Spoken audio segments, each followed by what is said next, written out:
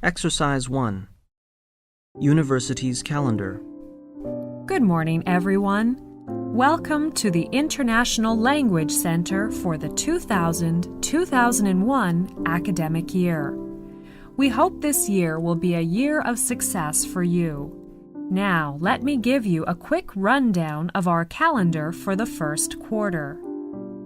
The orientation for new students will be held next Thursday, August 31st. September 4th will be our holiday. That is Labor Day, so there will be no school on that day. The first day of class will be on Tuesday, September 5th.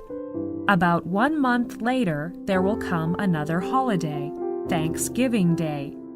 That's October 9th. There is no school on that Monday. November 9th will be our last day of class. That's Thursday. The following day will be exam day. Please remember that's November 10th and be prepared for the examination. I'd like to tell you that regular attendance at this school is necessary in all classes and lectures. We expect at least 90% attendance. Attendance is taken by each subject teacher. You know you cannot succeed in school if attendance is irregular. Absences of 20% or more will result in students being placed on probation for 1 quarter. Continued absences may result in the student being required to withdraw from the school.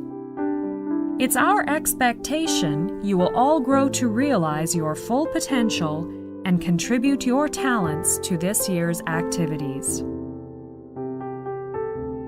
Exercise 2. About the coursework. Hello, everyone. Before you start your course, we would like to tell you a little about the background of how the course is designed. You will have an opportunity to discuss the emphasis you would like the course to have in the first 2 units.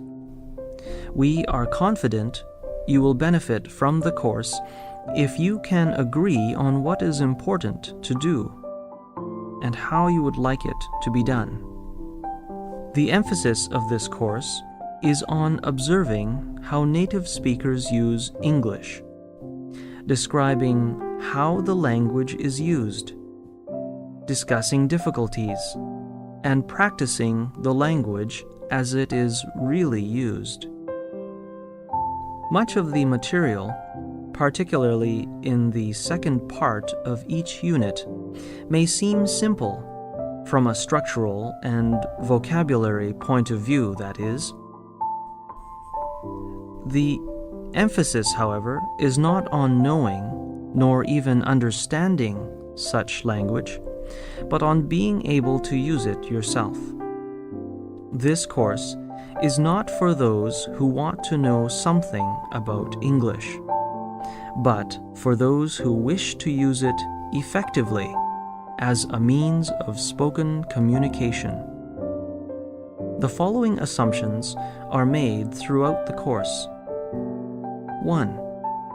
It is possible to study the spoken language, and this is in no way inferior to the written language. 2. Some students find grammar rules helpful, others do not. But nobody finds rules helpful which are full of exceptions. 3. It helps to learn more words, but it often helps more to learn to use those you already know more effectively. 4. At your level, discussing the language and how it is used is an essential element in learning. 5. It helps to use authentic materials. This course is not for those who want to know, but for those who want to use the language. The most important objective of the course is to help you to be yourself in English. Exercise 3. Being involved in campus life. Good morning and welcome to our regular lecture on being a confident student. This series of lectures is organized by the Students' Union, and we want to help you to cope well with the life on campus.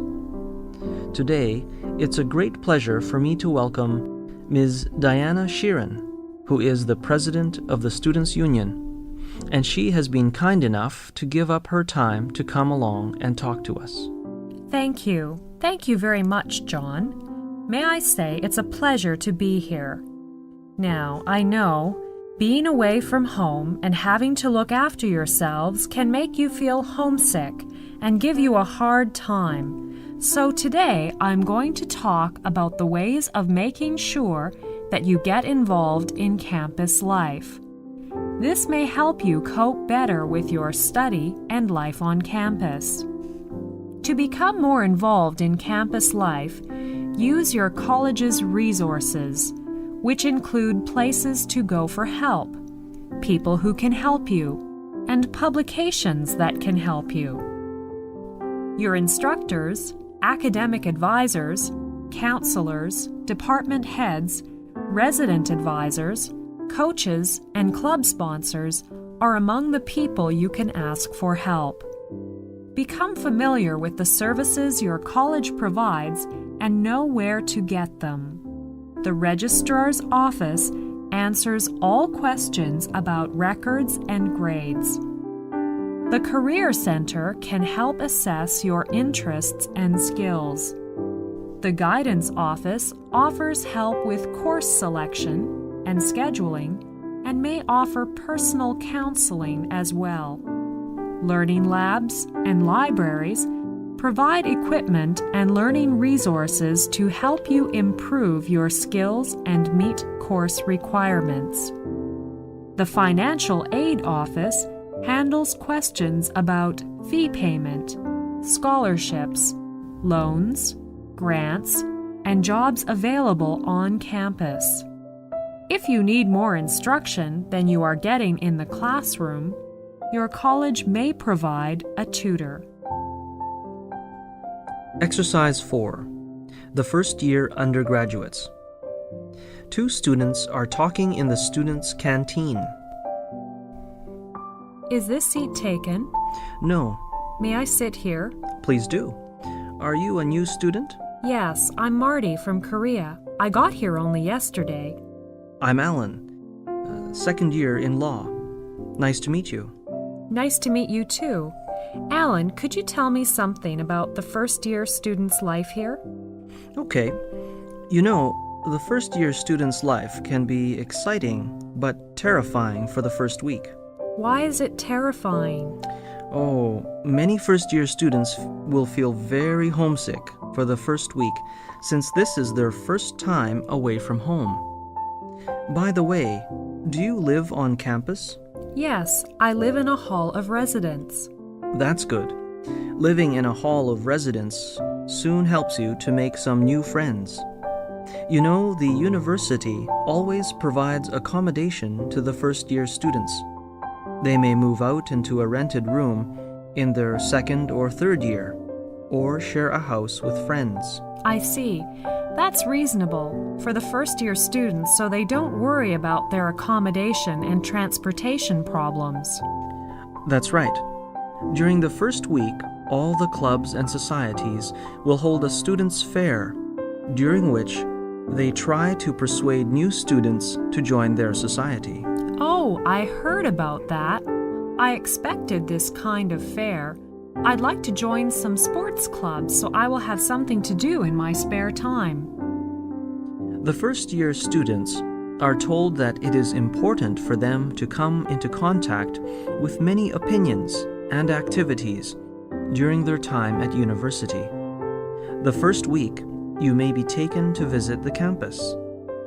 You can see groups of students walking around the huge campus, finding their way around in the first week of university.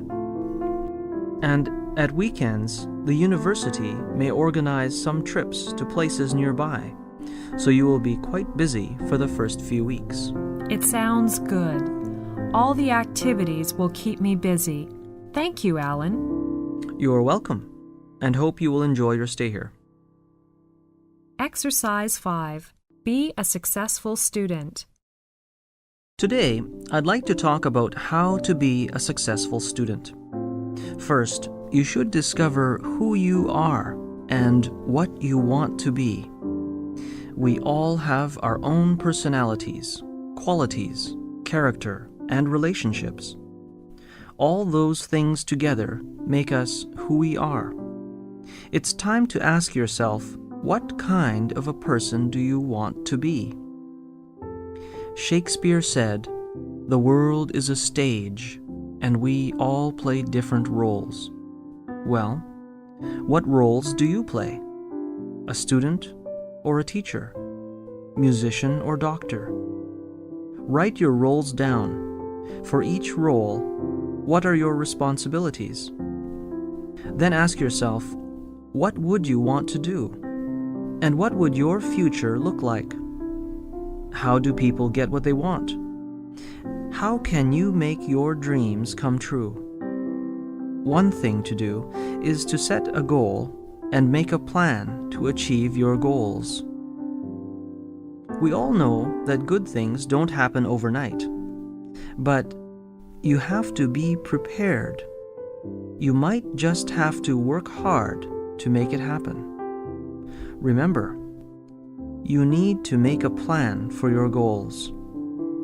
Write down your short-term goals and break them into weekly goals so you know exactly what you need to do each week. You will be surprised how helpful this can be. Some projects are small and can be completed in a day. But then there are big projects like essays, reports, personal goals, difficult things that require planning, time, and effort. So you can plan personal and academic goals on the monthly and weekly planning pages of your list. Make it easy on yourself.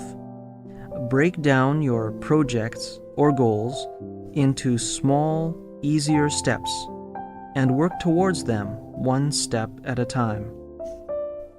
When you finish your plan, you should start to do it. Once you get going, it's much easier to continue. You can reward yourself with a treat.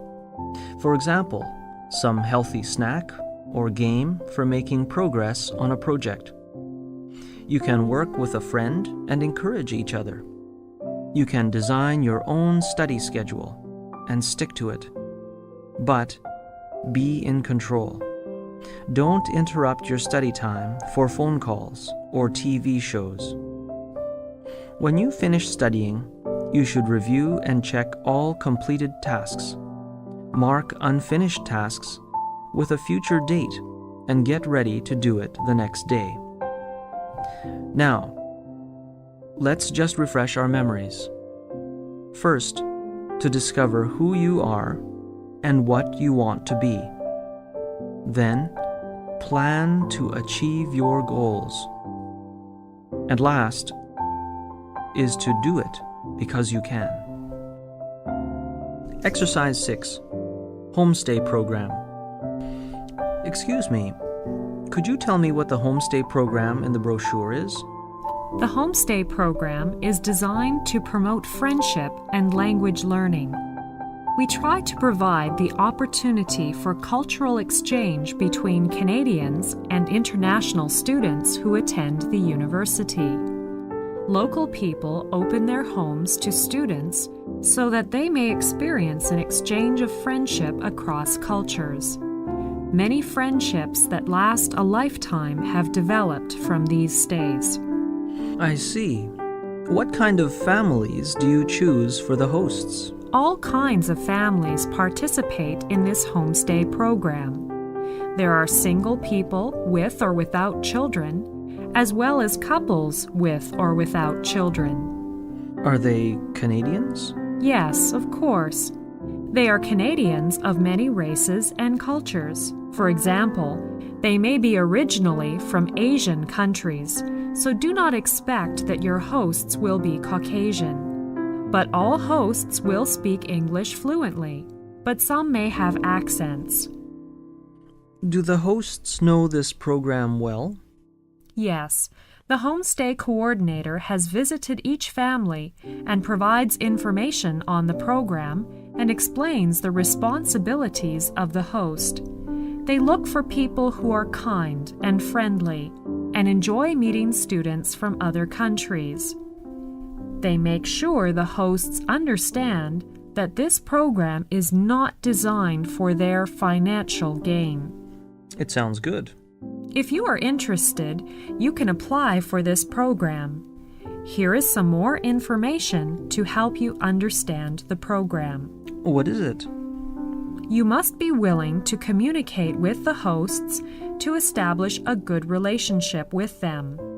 This communication will require honesty, patience, and effort, because cultural and language differences sometimes create misunderstandings and confusion. You must be willing to interact with the hosts.